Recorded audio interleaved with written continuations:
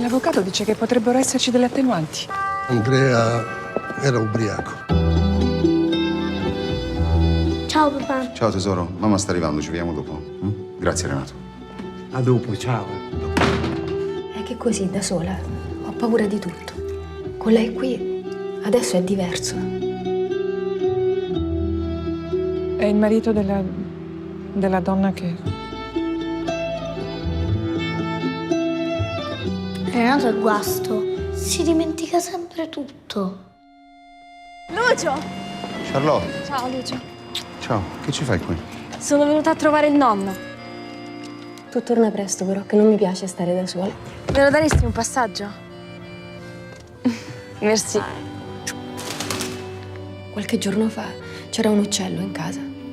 Sembrava che volesse qualcosa. Se vuoi continuare ad avere rapporti con lui, non avrai più rapporti con me.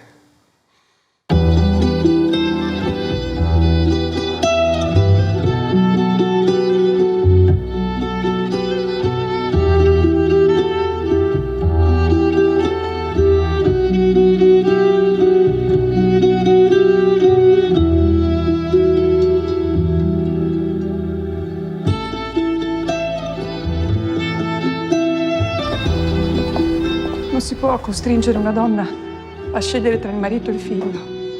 E io ho scelto.